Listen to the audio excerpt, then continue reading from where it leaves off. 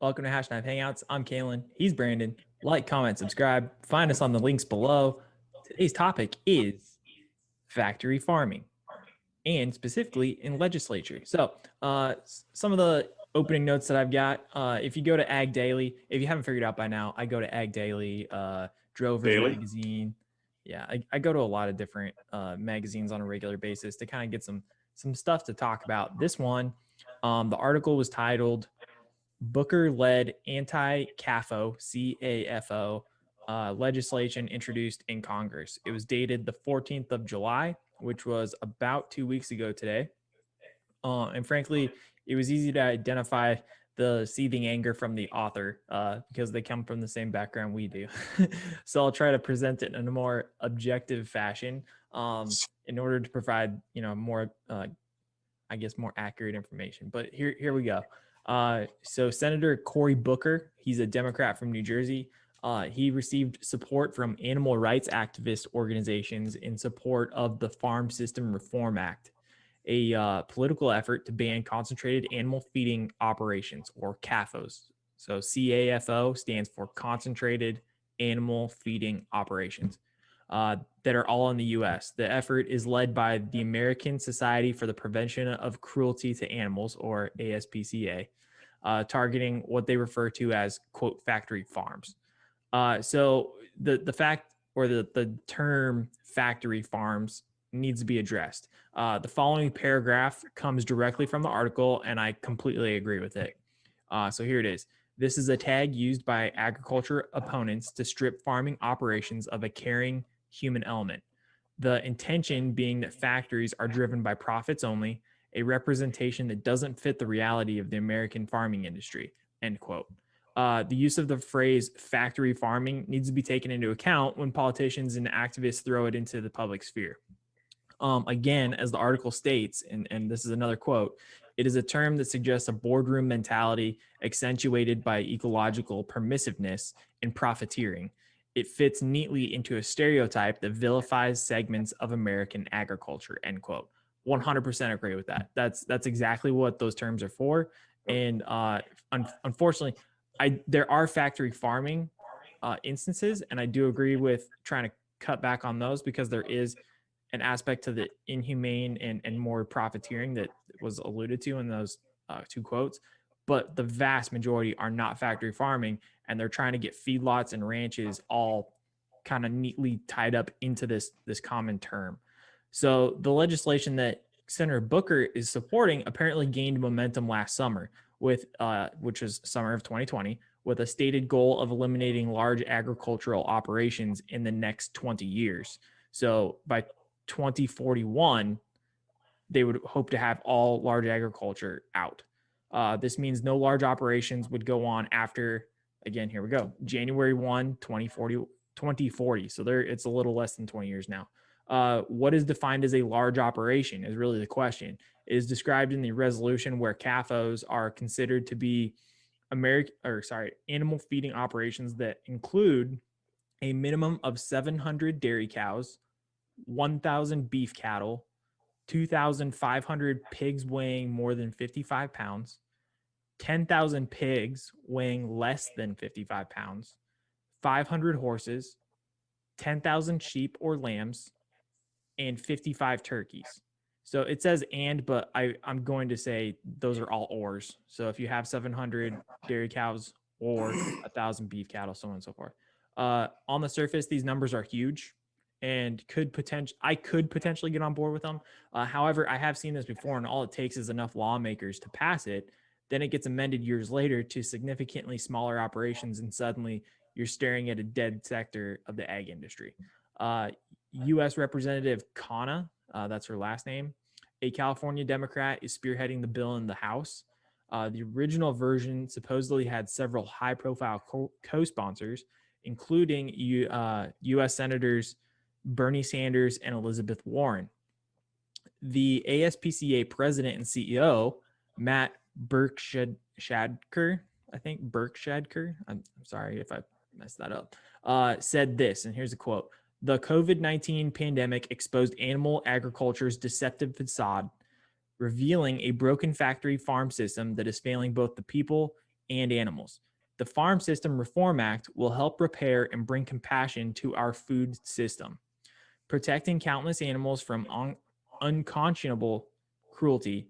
We thank Senator Booker and Representative Khanna for championing this necessary legislation to build a food system that values animals, people, and our planet, not just profit. End quote. If I were to guess, the cruelty to which Mr. Bershadker is referring is the euthanization of animals, which happened because the packing system was overwhelmed and halted last year. That was not due to cruelty. That was circumstantial. And all he's trying to do is limit meat production so that he can eliminate from the shelves in exchange for plant-based proteins. But that's just my guess. According to the article, this bill provides a paradigm shift in agricultural philosophy that has become the norm for American farmers. Lee Burris, an agronomy professor at Iowa State University, argues that this bill aims to help smaller family farms and offer a more environmentally friendly option for producers. He said it will have little to no impact on older farmers, and it will be easy to adapt to young and beginning farmers. But he is most concerned for middle career farmers. Okay. From the news release from the ASPCA, here's another quote. The factory farm agricultural model, which dominates our country's food system, fuels toxic air and water contamination, drives dangerous and unfair working conditions, wreaks havoc on independent farmers and rural communities, and threatens food safety, end quote, said Winona Howder, Executive Director of Food and Water Watch. If factory farms are intended to refer to the most highly efficient operations, then they are in fact a primary source for food security in the United States and help to centralize food safety monitoring. So that's kind of a summary of what the article said. And the most recent data further thrown out there to provide some support is that family farms, defined as any farm where the majority of the business is owned by the producer and individuals related to the producer, account for 96% of farms in the country. A stat that is likely targeting the backs of many of farmers who Booker, Khanna, and their allies consider to be too factory-like. Now, that was mostly a stat quote from the article, but here's what I think. It's a great point. This is where ag is beginning to look and see themselves as the minority under attack.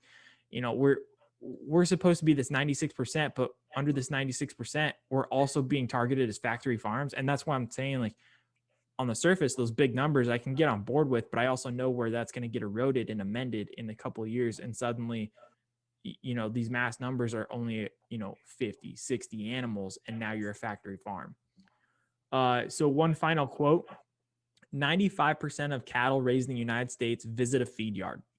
Feeding operations aren't anti-ethical to small family-owned farms and ranches. They're part and parcel of the same symbiotic supply chain that produces the most nutritious, sustainable beef in the world, end quote. That's from Ethan Lane, the Vice President of Government Affairs for the National Cattlemen's Beef Association. He goes on to say, cattle feeders respond efficiently to meet a wide range of consumer demands, and that efficiency is one of the main reasons why the United States has had the lowest beef emissions in the world for 25 years. As our food supply chain is taxed by a growing number of mouths to feed at home and abroad, this efficient production system will be more vital than ever, end quote. And I agree with that, especially because I've seen some stuff recently where more and more ranchers are producing more and more beef with less and less stuff. So if you want to talk about sustainability, talk to your local farmers and ranchers. And frankly, this is the end. I see this as a tactical counter to the loss of the Pause Act. Colorado had the Pause Act. We've discussed that. They lost it for now. I see this as a political tactic counter to that loss. Those who wanted to criminalize common agricultural husbandry practices are now using this as leverage to get their foot into the door and ultimately discredit and end meat production in the United States agriculture. That's where I'm seeing it. So with that, I'll hand it over to Dad with his thoughts. There's a lot there. I mean, a lot. But I mean, I think it's necessary. Well, before we get started, can you say agronomy 3 times fast? Agronomy. Gosh. Don't you hate it when you get stuck on a simple word like that? I mean, There's a couple words in there, and I just kind of BS my way through. But yeah, I have a hard time speaking anyway. That's part of the reason why you say I mumble, but I have to. got to slow down. You Yeah, in the I gotta slow military, down. every military member I know speaks quickly and quietly, and it's like, okay, slow down and enunciate. Use your good words. Yeah. Anyway, look, this is nothing new. It's expanded. When I was in high school, we just called them animal rights activists because there were a couple of groups, and it was all about, at that time, closing down places that were raising chickens, because it was. And I was gonna say probably furs and stuff too, right? Because I was just thinking like when you were growing up is probably mostly PETA, right? Where they'd take furs and they'd throw blood, or they'd throw red paint on people and stuff like that. Right. Yeah. Right. That's exactly right. And that was, I mean, they were kooks then, and most of them are probably, I shouldn't say all, but most of them are your ones who have a choice, and I like the word choice, of not eating meat. And so they mandate through their beliefs that nobody else should eat meat. They have a choice not to, but nobody else should have a choice to eat. And so they try to mandate, dictate, and they've been very successful, and as have a lot of these, I call them a fringe group that aren't so fringe anymore, because what they've done is they've infiltrated, they've sacrificed, is what I call it, their lives to get themselves into a position of power, whether it be through politics or bureaucracy or government jobs, and then can now dictate policy. Yeah, well, and I think Booker, if I remember right, I don't know if I said it in the article, but I think he's a vegan. Yeah, he is. Okay, that's correct. So I mean, it goes right along with his personal ideals and his foundation for how he lives as well. What the hell does a vegan from New Jersey know anything about agriculture? He doesn't. Right. Well, that's the other problem too. Is, I mean, it's a political discussion by nature, but it comes back to the 2016 election of everybody saying, the silent majority, but it's much of it, that map shows a lot of where cities and major populations are making decisions for much of the nation that's not, it's just not there. It's a totally different lifestyle. Well, not only lifestyle, there's a lack of basic knowledge about where their food comes from. Again, how much, kind of a common theme of what we talk about daily. Now, there is one thing that I think has really made things better through all of these movements, and that is how some of these animals are treated when they go to slaughter. Yeah, they've made some improvements, and you know what? There were some bad actors there that were doing bad things. Now you can't take a cow, for instance, who is not able to be mobile under her own power. You can't take them to a auction yard or a place where they can slaughter. They're called a downer cow. Yeah, I mean, that seems reasonable to me. Not only for the animal, but then also for people, because you don't know what disease that animal may have, and you could it may be just complete old age. Right. It may be simply that they've waited way too long, and it's not anything it's detrimental, but it does make it better for that animal. Now, we've said before, we want to provide a good life for our cows or our calves, and the thing that I want them to have at the end of life, because they are a food product, is a nice, quick, ethical death.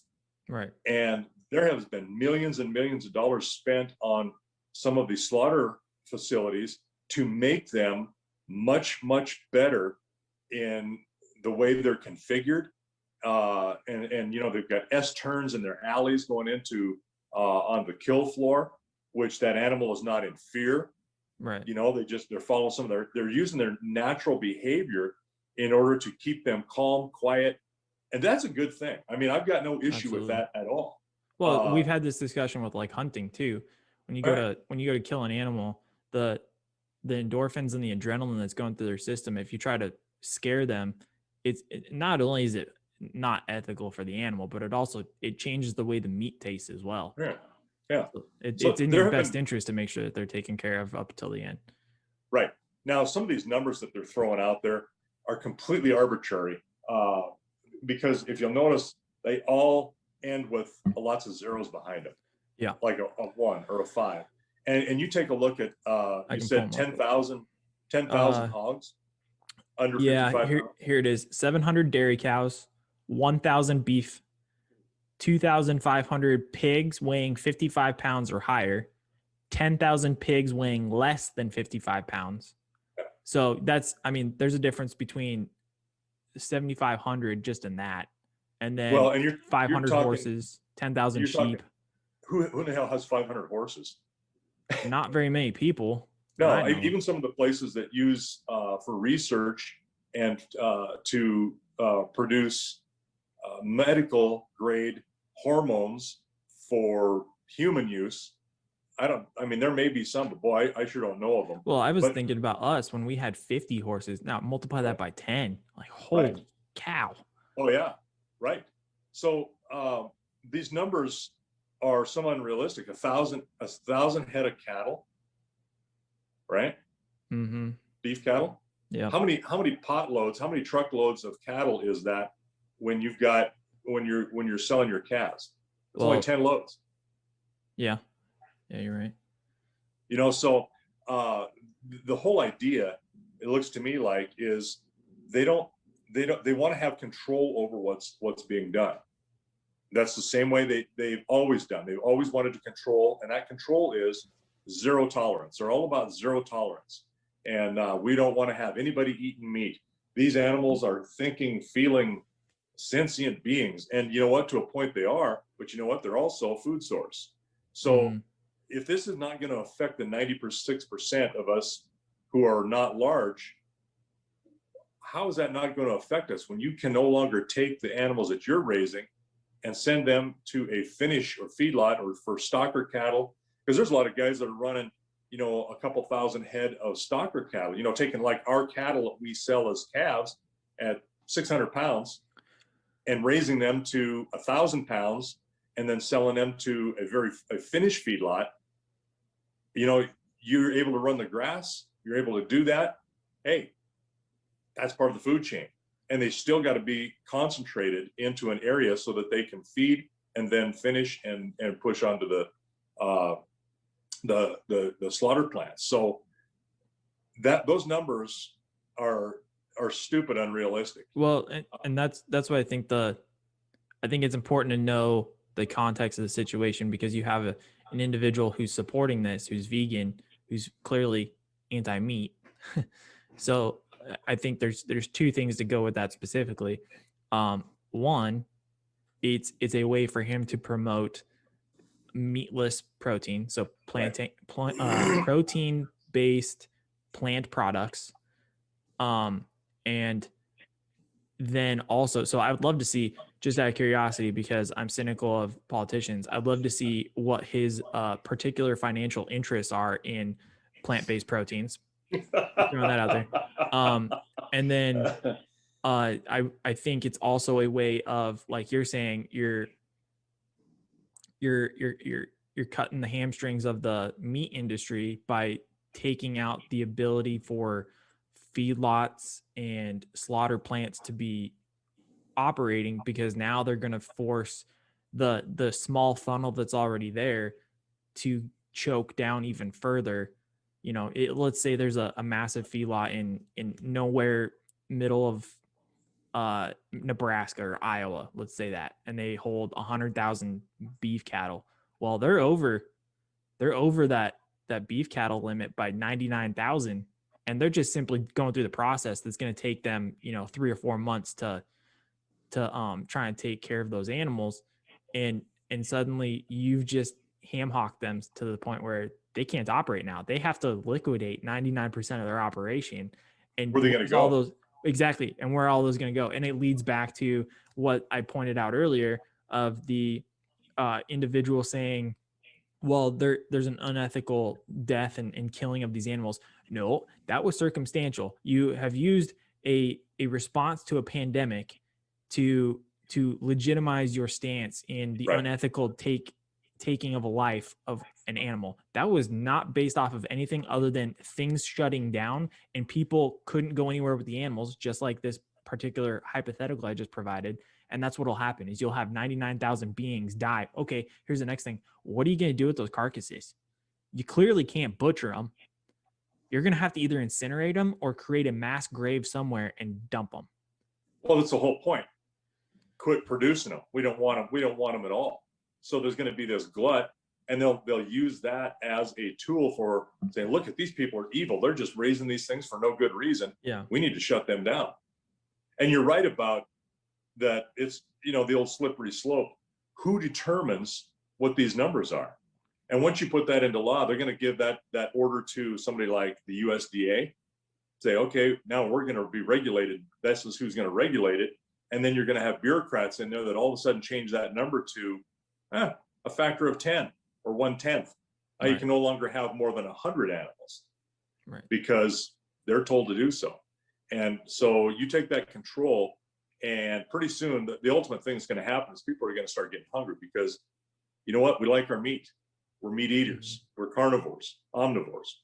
And there are things in meat protein that you can't get anywhere else. I don't care how many beans and lentils, peas you want to eat. Well, and to counter that, I agree with that, but there's also looking at it from an objective standpoint is there's also things in plants that you can't get from meat. So that's why it's important to have a balanced diet.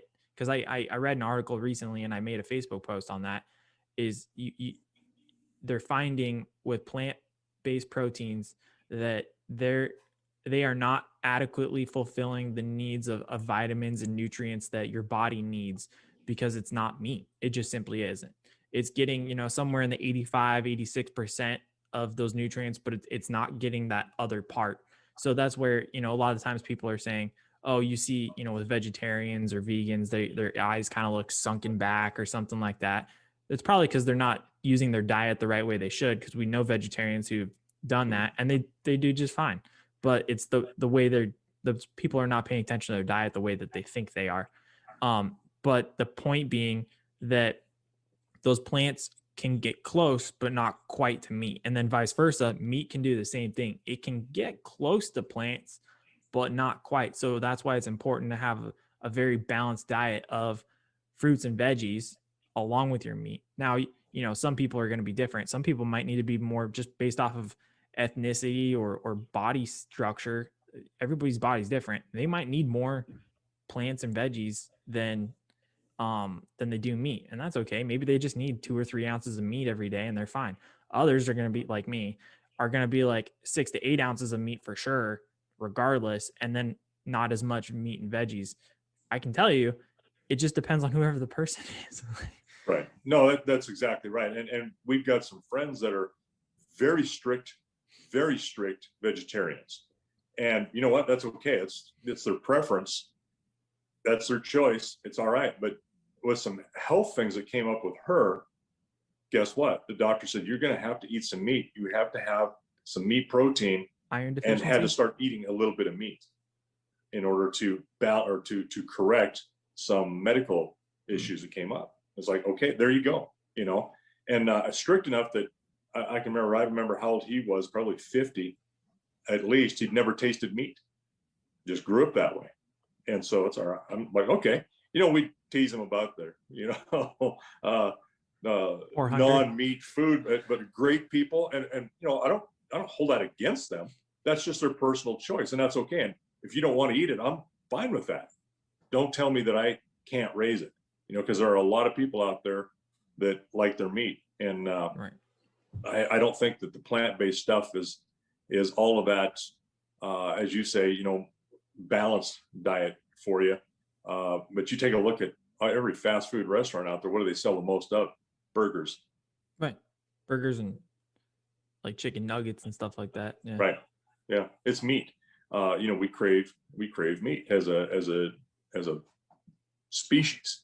So Yeah, this is it's a dangerous thing, because when you start controlling food supply, that never goes well. You take a look at a lot of countries that have done that in the past, and it goes horribly wrong when people are hungry. Food supply often results in revolts or insurrections or rebellions, because people get hungry and they get pissed off, and they want to fix what, a lot of times too is there's a storage somewhere. In America, it's going to be with the farmers, because they have to wait to sell during a certain market. So the very people who are feeding the nation are the ones that would get attacked, I think. Well, those are the ones that get villainized, and that's what it's about. It's about creating an evil that needs to be corrected, and that evil is the fingers get pointed out, and you seldom are they the ones that are really the problem. It's again, our politicians like Mr. Booker and those that are I think will have ulterior motives as well, but that's a whole other story. That's purely supposition on my part. I have nothing to back that up other than their record of what they've done in the past. It's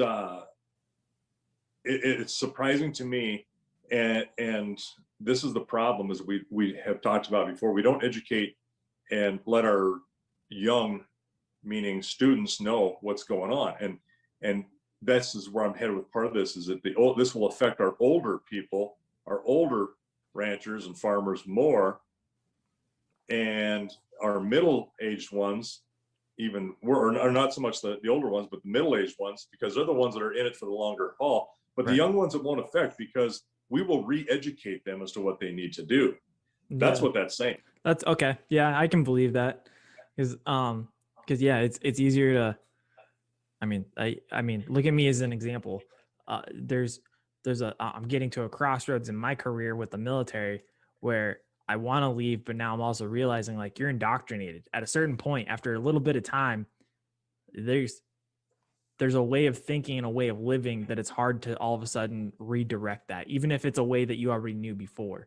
Now, you take you get comfortable with it. Right. Well, yeah, that's probably the best way to describe it, is you do get comfortable. But when it comes to agriculture, okay, we're gonna teach you how to operate this way. This is how we want you to do it. And people, I think, for the most part, will say, yeah, that makes sense, because it keeps me from getting hammed up with regulation, stuff like that, because all of these things have been put in place legislatively in order to ensure that there's a foundation for how people will go forward with farming and ranching. And suddenly they get into it and they're like, okay, now I want to expand. They're like, whoa, you can't do that because this regulation says that. Like, well, I have all this land, and here's my other point. You get a large operation, let's say 20 sections, and suddenly you can support, I don't know, 500, let's say 500 cows, 500 cow calf pairs comfortably on 20 section ranch, and you're going to operate and start producing a lot of beef for the country. But they're like, no, you've maxed out on your capabilities for beef. Like, the efficiency there is it makes no sense. So then it comes back to the erosion of your capabilities to continue to operate, where, hey, you can't operate on this. So what you can do is, because we know that you can do so many cow calf pairs on this amount of land, we'll cut your land into this size and you can continue to operate the way you are. But then you have to sell the rest to the government, and we'll subsidize it and sell it or lease it to another rancher or farmer who's going to get started, and they'll begin with their own herd. That's the level of cynicism that I have, but I also think it's very realistic as well. Yeah, I was saying this 20 years ago. There'll come a point when the government will determine you'll not be able to make a profit or a living here because you're squeezed so hard, or because of regulation. Yeah. And I think it's going to be regulation. Well, the squeezing part's already happening, but that's without the government helping. That's for packers that have been kind of screwing the whole thing. But I think, but they've been lobbied. I mean, they've been allowed to do it through our politicians. Well, yes, allowed.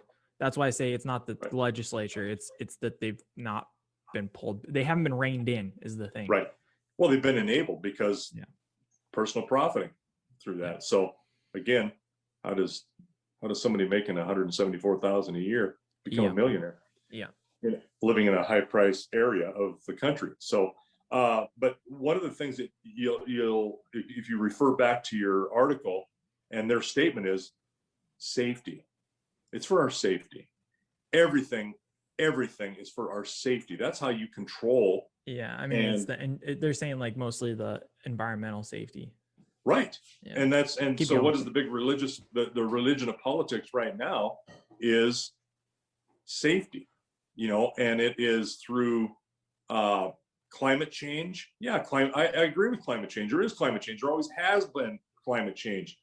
And if you don't believe that, then why do they currently dig mammoths out of the permafrost, below the permafrost, the surface? We're deep down into it, and getting animals that should not be living where they were living if there was not climate change. So of course there's climate change.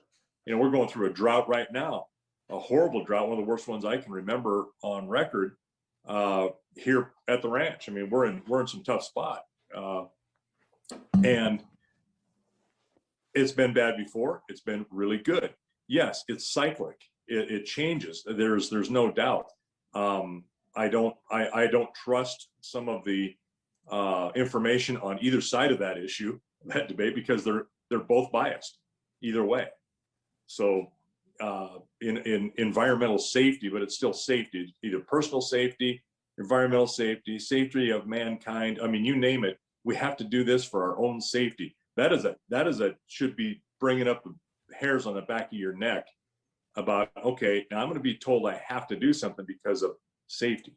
That's a bullshit argument that is used to ram through somebody's personal or group agenda. Has happened before, happened a lot. And we've, you don't have to go back thousands of years. You've got a couple of recent wars that were fought over control of people, and how they got safety was the main thing to be able to do that. Well, and I mean, to continue that part, the NCBA, the National Cattlemen's Beef Association, vice president said, and I'll read part of the quote again. The United States has had the lowest beef emissions in the world for 25 years. So since at least 1996, we've had the lowest emissions in the world. So my question is, if we are actually the leading producer in the world, and we're also the leading producer with lowest emissions, why don't we try to, since we claim to have such big influence in the world as the United States, why don't we try to implement those nationwide through NATO, European Union, United Nations? Why don't we try to do that? I think that would do better, because there's now, I want to watch this video or this, I don't know if it's a special or a docuseries, but CNN has something on food sustainability, and they were throwing things out there about cattle in their little, what is it, their commercial about it. So I want to watch that and come back and we have a discussion on that, because I think it's going to play into like this discussion. But if we continue to get attacked, as again, we're the minority here, we keep getting attacked by everybody around us saying you guys are bad, you're not helping the environment and stuff like that. But we are, because we're trying to lead the world in lower emissions for beef. I'm not going to say that there are low emissions in beef, because I need to look at reports and stuff like that. But I guarantee, like, there's other animals out there, not just beef, that produce these emissions. And I've made it the point before with wildlife and stuff like that. How do you regulate the wildlife? You've got bison out there. What about the bison? Everybody loves the bison. They do the exact same thing, and they're twice the size. And so my question would be, how do we try to get the world to follow us? And second, how do we even reduce emissions further? Do we do things that, do we need to try and find ways at feedlots to reduce those emissions, or what? Because I don't see where what we are doing is an issue when we are literally leading the world in lowest emissions and still producing more than anybody else. Why do we have these, and you saying, work with the UN? They've been doing that. Some of this, like these climate accords are a joke. We're the only ones that follow them. Well, and And that's so they my want other to have issue too. I mean, you look at Beijing, yeah. 2008 Olympics, they had Beijing's famous for having smog. I mean, it is what it is. It's like LA or any other major city. But what did they do? They literally shot nitrates into the air to make it rain so there was less smog for the course of 2 weeks. Correct. That's And exactly right. You go that's back to not those healthy Summer for Olympics. the environment either. Nope. You look at those Summer Olympics in Beijing, and it was raining constantly. And you're exactly right. They were trying to clean up the atmosphere because they didn't want it to look bad because of the tremendous. And it's not like LA. It's like LA, like way bad. I'm just making a point though. No, but you're exactly right. And that's my point is they want us to join all these things so that we can be their offset. We can be the most efficient. Say, oh, look, we've reduced these emissions, or we want you to pay for this, because it all comes back to geopolitics. Well, how do you think we force do better now? How do we force the other nations' hands to do it? I have a solution, but I'm curious what yours is. I think you don't. You're not going to force them to do it because they're not going to do it anyway. They may say they're going to, but they're not going to. What are you going to do? Take them over? Right. Yeah. I have no interest in going to another country and taking another country over. Yeah. No, I don't think any of us really do.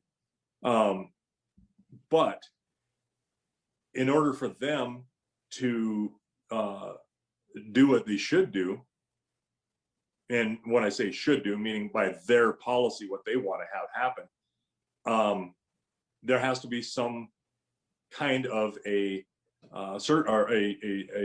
accountability for what they do. And we say that accountability in everything, but what are you going to do? Withhold food from them till you do this?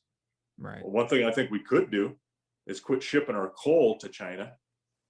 Well, we got a coal mine right here, 40 miles to the east of us, and I see those coal cars come. We can heat this house in the wintertime with coal. We got a coal furnace downstairs. Mm-hmm. You can't buy coal there. You know why? It's all contracted to China. Why are we doing that? What are they using that coal for? Well, I mean, the other point being too, I think here's my solution. You stop funding other countries. We throw so much funding into other countries with our regular legislation for things like infrastructure in the United States. Why does infrastructure in, I don't know, South Africa or Kenya or Bosnia or Kosovo, why do any of those countries need any sort of funding from us? They can figure it out on their own. That's where I come from too. I think you stop using that money towards others and you start putting it towards, okay, let's invest in research and finding ways to reduce emissions for us and focusing on sustainability and being able to make more with less while we're here. Now this goes to the point of the article too. It's essentially forcing you to do more with less. And I think that's also dangerous because when they start forcing you to do more with less, and they being the government, they start making you do more with less in terms of regulations, there's more reason to, again, go back to reducing the size of your operation, reducing what you can and cannot do. That's my opinion. I don't know what you think about that. Well, I agree. I mean, when you're talking about efficiency happens for two reasons on a farm or ranch. One is it's market driven. Yeah. You got to be more efficient to stay in business. So you have the other problem that happens, you have to. The problem is that we're not being more efficient because we're trying to grow more animals. We're trying to be more efficient to maintain and sustain what we've actually got, because the profit margins have been manipulated and are at the point where we're not able to make it, or you're barely able to make it. So you downsize, which is in this part of the country, it's a counterclockwise swirl down a drain, because it's so efficient, or we're efficient enough and the margins are so tight that your point to having I just had this conversation with a friend of ours, 200 head cattle outfit is about the right spot for being able to comfortably, and not comfortably, I shouldn't say that, that's not a good word, but be efficient enough that bad things can happen and you can weather that storm. Right. Because it's about numbers. It's about, and I've said it before, it's the volume discount car dealership. The more you sell, a little bit of profit on each one is going to get you through. So you have to have a lot of animals go through, or a lot of cars being sold to be able to make that happen. And the other part of that is the efficiency, is because we were being mandated in a lot of ways. Our water, how we do things through EPA regulation. What can we do with some of our soils? We have proven we're the breadbasket of the world. We can make, whether you're a farmer turning dirt and throwing wheat seeds in the ground, and it's not just throwing them in the ground and walking away, and then a couple months later you come back and you harvest. No, there's a lot of weed control. There is a ton of expense that goes into every crop. I don't care what that crop is. The difference between farmers and ranchers, or I should say grain growers, and live animal producers, whether it's chicken, cattle, pork, sheep, you name it, if you can store your food and wait till the market comes up and a little bit, you can make more money. You can kind of do that with wheat, provided you've got, or the grains, provided you've got a place to store them. You can wait a month or two and start sending that to do, or a year or two, a couple of years, but you still have got to be a large operation in order to not send that stuff into market to be able to pay your bills, to meet your overhead. Where cattle, you can't do that. Chickens, all of those animal-based husbandry type of businesses, those animals come to a certain weight, they got to go. You can't hang on to them, and that's part of our problem there. We still do that as efficiently as we can, and get them to a market weight, send them on to somebody else, or keep a few for yourself to be able to raise to a age where they can go to a feedlot and then instead of the middlemen. Some people can do that. Some people have the ground, some people have the hay or corn, silage, beet pulp, whatever it is that you're able to feed them and get them to be efficient. Because you take a look at what you're doing, you should be able to, in order to get a calf to grow, and then once you're into a stocker cattle type situation, or backgrounding they also call it, you need to have that animal raised or gaining, minimum 2 pounds a day, 2.25, 2.5 to 3 is fantastic. That's really where you want to be. You think about what it takes to produce that animal to gain that much weight per day. Right. Well, efficiency and it takes overhead. Well, it takes food and stuff like that, but it also takes space. Like, people forget, they take up acreage, or in terms of chickens and stuff like that, they take up, the warehouse or whatever, it is. But the other thing too, and here's where I get critical of the agricultural community, is the agricultural community, especially if in the Twitter sphere, I see a lot of guys and gals, they complain, or they at least criticize other people, where they're saying, hey, if you can't have a slush fund to be able to get through and make sure you manage and stuff, like, that's your own fault. I'm like, I disagree with that. I see where they're coming from, in the sense that, don't overextend yourself in finances and set yourself up for failure. But there's other things too, where and most of these people that I follow happen to be in the Midwest. I don't consider, for those of you who consider Montana, Wyoming, and Colorado the Midwest, I don't know what you're thinking. That's not the Midwest. The Midwest is the Dakota. Even the Dakotas, like, I'm on the fence about, but it's like Iowa, Kansas, Nebraska, Illinois, Ohio, like all of those people, those states are the Midwest. The quote flyover states, that's the Midwest. But the issue I have with those types of farmers and ranchers, and most of the people I follow are farmers, because there's not a lot of ranchers on Twitter, but they say you got to have a slush fund, you got to be able to plan appropriately. Again, I see where they're coming from. Don't extend yourself, but there are things specifically in the West where you can't control or foresee. Well, first of all, drought and stuff like that, it happens. Everybody that deals with the markets. Yeah, everybody has to deal with that too. But there is so much more and hey, something happens, we got to start traveling for some X reason. Like for example, a bull just broke himself. Okay, we got to drive all the way over somewhere and see him. That's an accrued expense just in travel time across the state or somewhere to go see that. And that's a small version of what I'm getting to. But one big one is fires. You can't control when or where a fire occurs. And I'm talking wildfires. And that can completely wipe out a pasture. Okay, I had a Pastures, thousands and thousands of acres. pastures. Yeah. But People. the thing is, like, that can affect anybody and everybody at any given time, and you just don't know. Well, I had 100 cattle that I was managing very well, and suddenly all of my pastures just burned, and I'm in the middle of the summer. How am I supposed to feed these animals now? That's my point. Is my criticism is they don't think about these things that you can't control, and you're supposed to have a slush fund for every one of them. Like, that doesn't.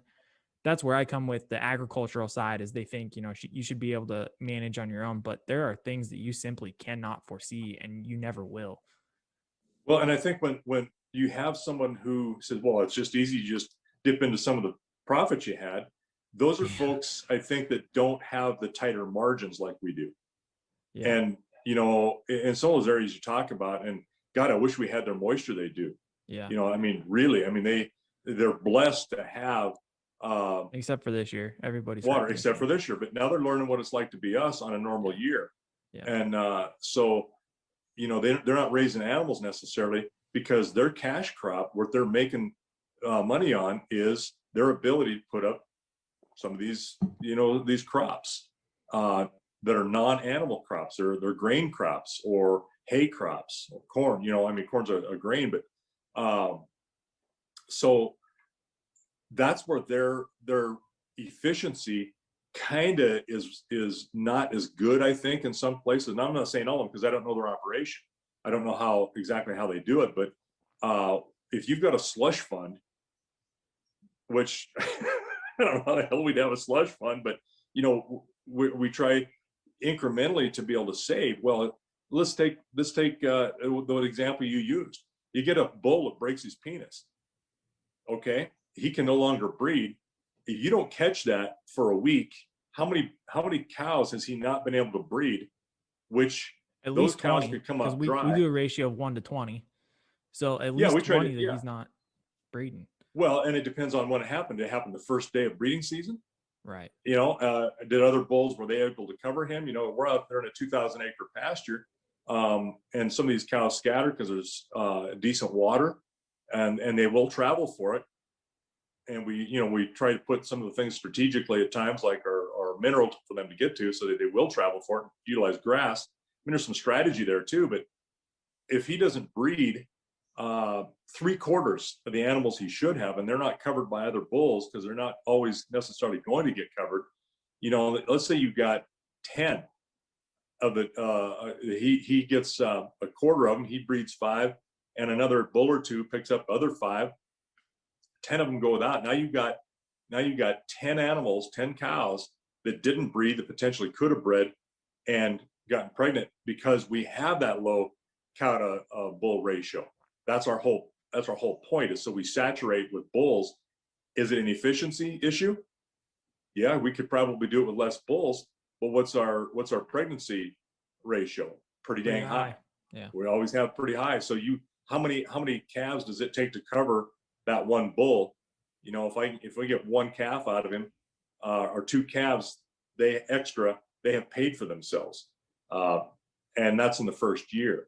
So that is, and then after that, you're looking at a maintenance of a calf a year for a few years. So that's a reality, that one incident that you got no control of, because another bull, he's breeding a cow, and another bull comes by and just smacks him and breaks his tool. Now you've got not just him that you've lost and then have to replace. Now you've got these cows that are open and not going to breed, and now you've got no calves. What are you going to do? So yeah, bad things can happen. The other part of that is, what we're spending right now this year, and we found hay. We found some of our hay. We've not found what we would be able to use yet, or what we are required to have for our herd for the entire winter, if we started feeding in December at almost 2.5 times what we normally pay. It's worse than that. It's between 2.5 and three times what we normally pay for hay. Did we do anything to cause that? No. I mean, so there's those bad decisions that we have to make, whether or not, how many cows do we now have to go to town with, because we just flat can't feed them. It's the same backup that would happen as if you managed to stop a feedlot from taking your animals because they're maxed out on numbers. What do you do with these numbers now? Now, what do you do with them? It isn't, we can take them to town and we can sell them and we'll take a beating on them and we'll lose money a lot because the market's no good. But if you can't feed them, what are you going to do? Ethically let them starve to death? Because they will. We get a hard winter out here, we're going to lose animals. And these cows will abort. They'll reabsorb their fetuses just to stay alive. And it's a disaster. So a lot of things you can't control, some you can, but that's how you become efficient, with Mother Nature. It's always after the fact. It's not anything you can do to predict your efficiency. You have to try to stay ahead of it and do the best you can. So slush funds and efficiency aren't necessarily something that you can have or anticipate. And I think if they wanted to be realistic in what they're doing, or not realistic, if you want to put it this way, is take some of these places in the Midwest who are producing everything they can because they're trying to be as efficient as they can and grow as much as they can. Have them swap their crop to something else that they won't get as much for. That would be stupid. Well, right. We're doing the same thing. We can't just till up some ground here and throw some seeds in it because we got no water. We got no rain that will support that. That's why we have dry land, so much dry land wheat in this country, and good wheat, some of the best in the country, because of high protein, because of the amount of rainfall. So you do best with what you can given your environment and your circumstances.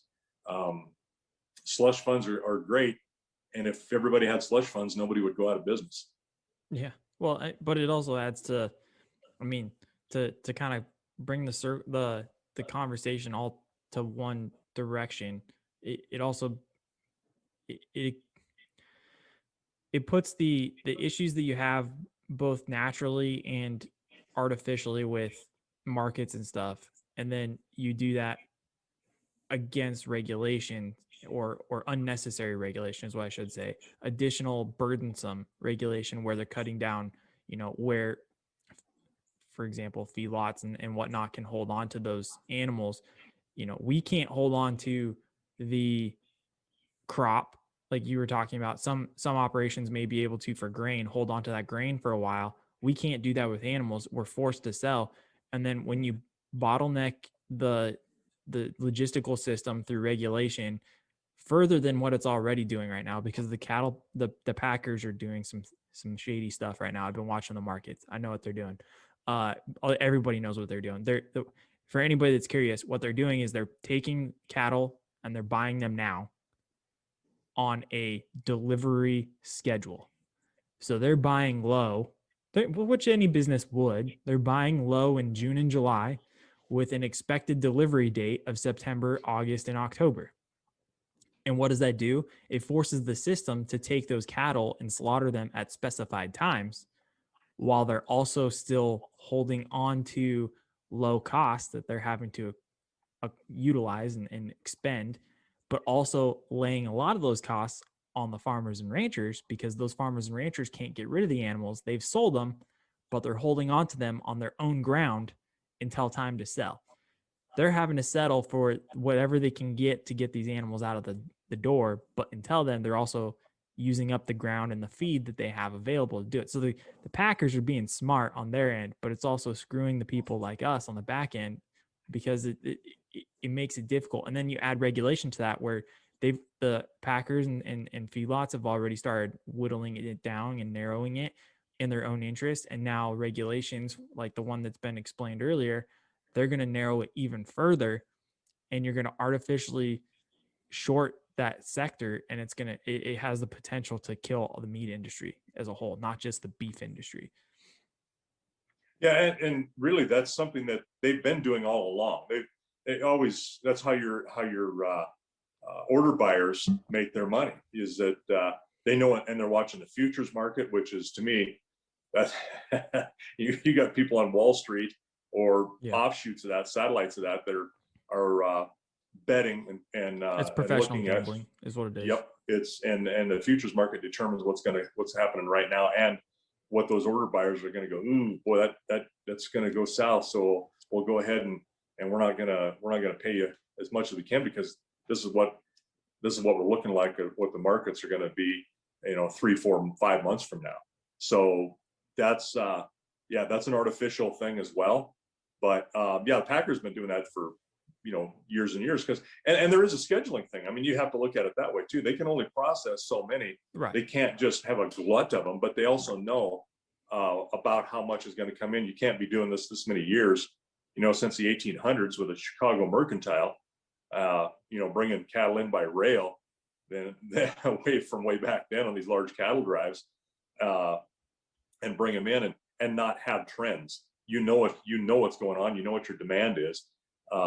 So it's a matter of being able to anticipate, and which is fine. But when you manipulate so that you can anticipate, there's where your issue is, and that's what's going on from Mr. Booker. If we can just eliminate entirely, that's even better. It's all about, hey, I'm a whole lot smarter than you are, so you need to do what I tell you. Yeah. So I would say, if anybody has listened to this point, talk to their congressman, talk to their senators, and tell them to vote against the anti-CAFO legislature that's been proposed by Senator Booker, and was it Ms. Khanna? I think it was Ms. Khanna. Yep, Ms. Khanna from California, because California. They're trying to get rid of this. So with that, I think we can probably wrap her up. Well, as usual, we thank you till you're better paid.